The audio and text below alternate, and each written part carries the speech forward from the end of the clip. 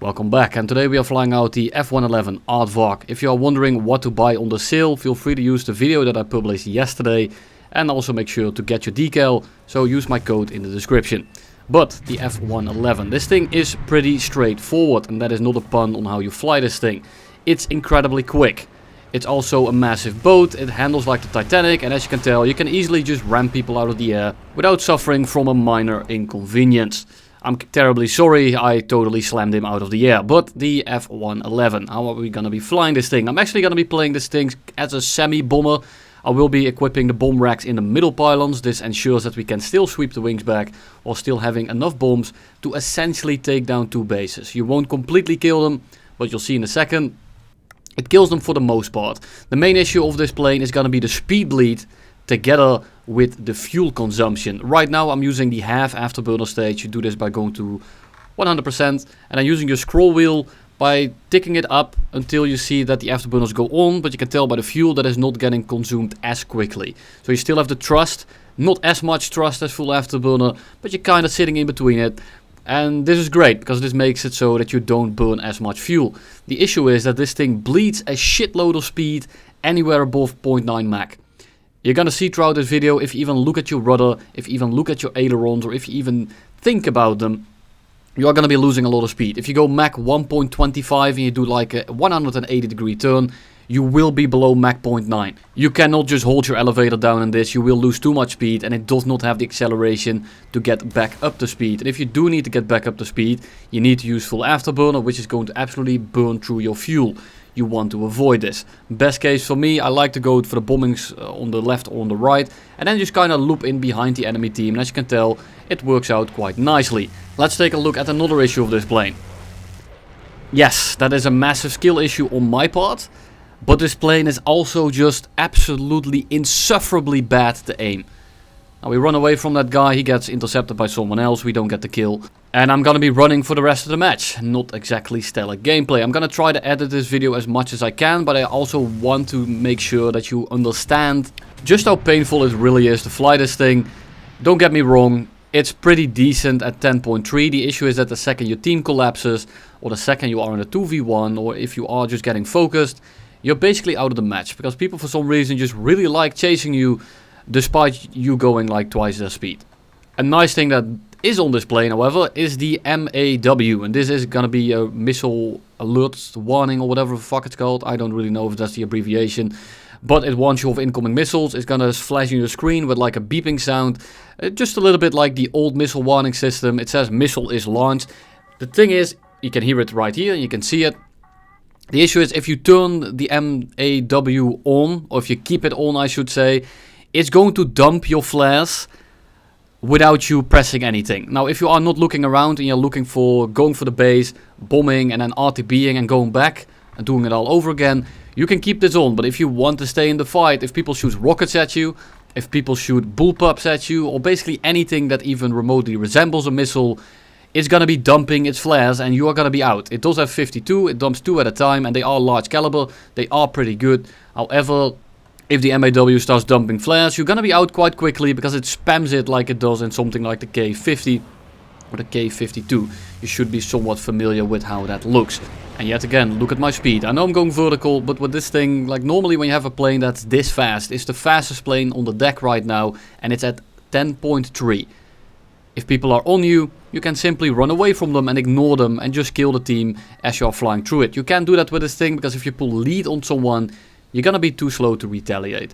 Yak 38 is still on fire. F5C decides to try and steal it, but just as that happens, he actually burns up. Absolutely fantastic. So we have a few guys on us, and we are just gonna be trying to get away here.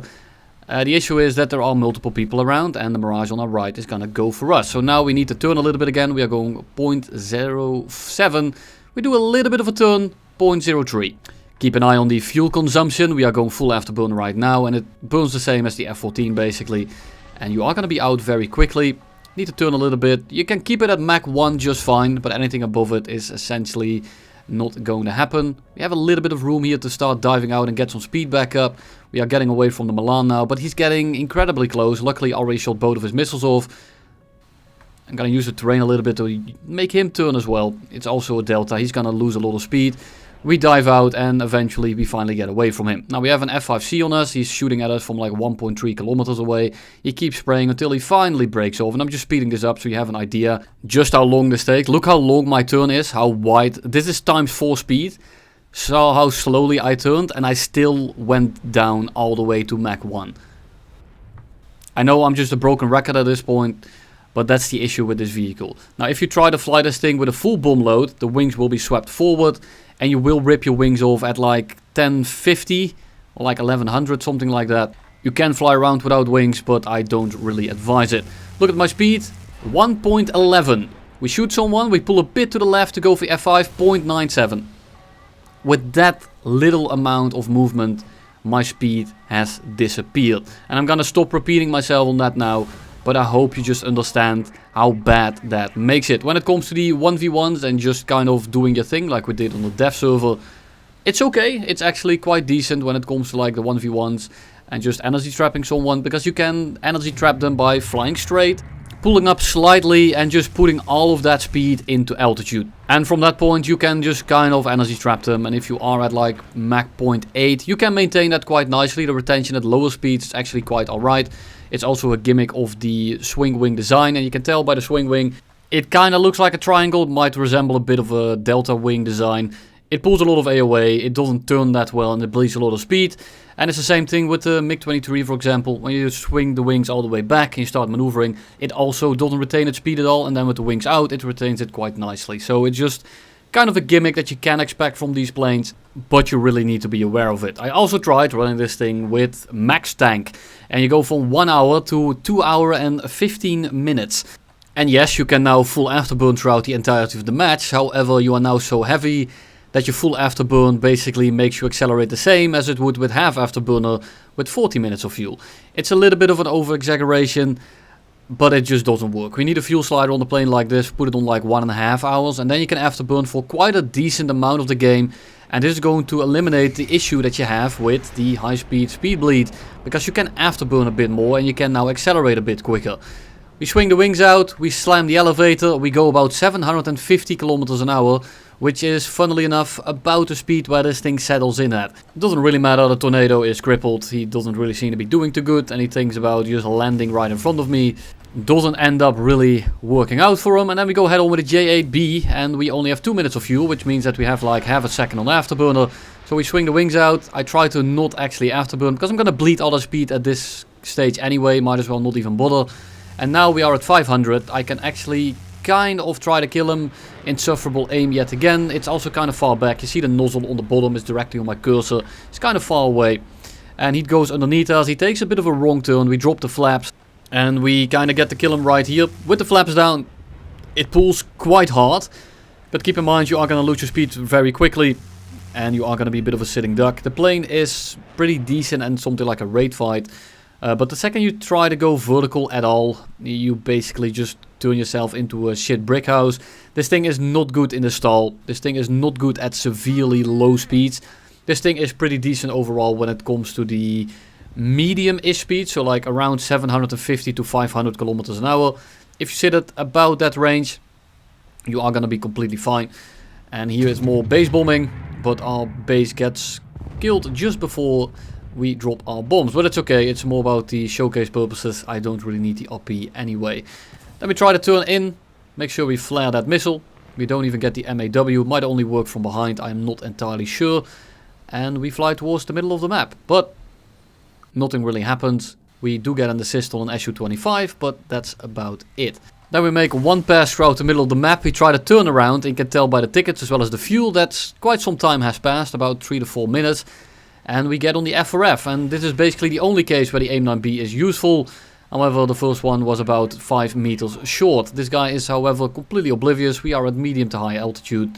And if he's not going to be dodging, the reach of these is quite decent. But yeah, that's really the only real use you have with these missiles. People that aren't paying attention at all. Preferably if they are sitting in like low alt orbit. But they're not that great. I hope that we can at least get AIM-9Es. So you can at least lead the missile. That's going to make you have a lot more launch opportunities. And that's going to help a plane like this tremendously. Then we have an F1 in front of us. There's also 2 guys on our right that are just taking off. But I need to help out this AJ-37, at least I thought. He slams him out of the air, so we are gonna break off. And we are now gonna fly towards the last two guys that are about to engage us. We have a MiG-21 SMT as well as an Su-22. And my main thought process here is head on the MiG-21.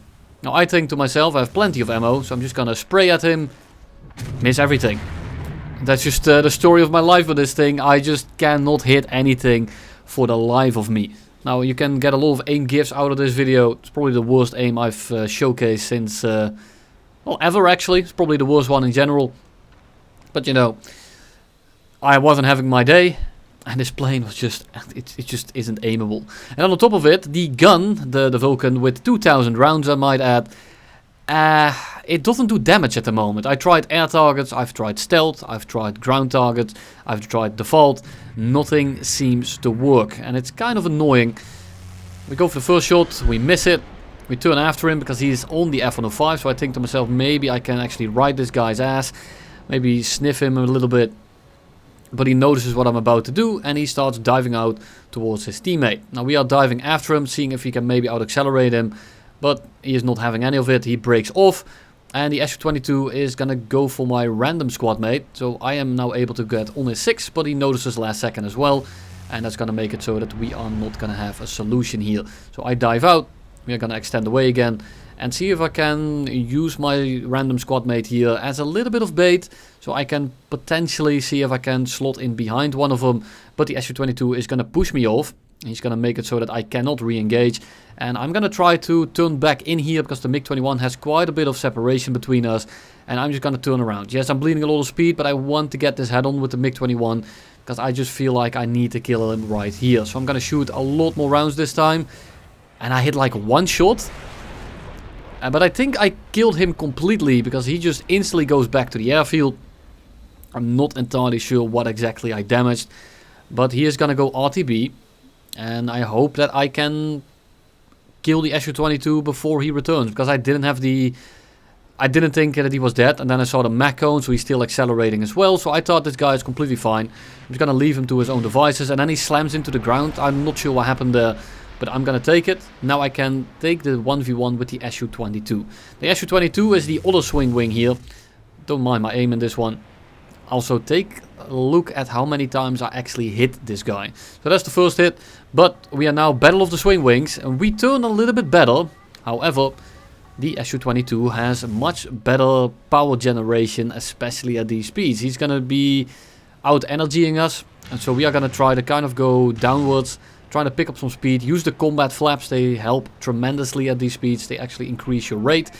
And I'm just going to try to basically loop into this guy over and over again until I get a shot. Now, eventually, he's going to run me out of energy.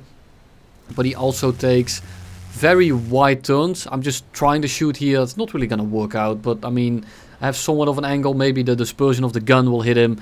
Maybe I get lucky. Maybe he gets scared or I pressure him. At this point I have 800 rounds left for one kill, so I'm not really too worried about it. But you can tell that he is slowly losing position, but he's gaining a lot of altitude. And then he makes the critical error of moving down, because now I can pick up speed. And I'm gonna turn that speed into a bit of turn rate. Keep in mind it is a bit of a 2v1, 3v1, so he doesn't have many options. He can't really do much. I finally get a hit in. That's hit number 2, but this time it's a crit. Damage of elevator. We get on him again. I mean, I'm just gonna try to spray him down and he won't die, which is pretty annoying. Now take a look at how many rounds I need to hit before he finally combusts. And that's all I have for you today. Thank you all for watching and you'll see me in the next one.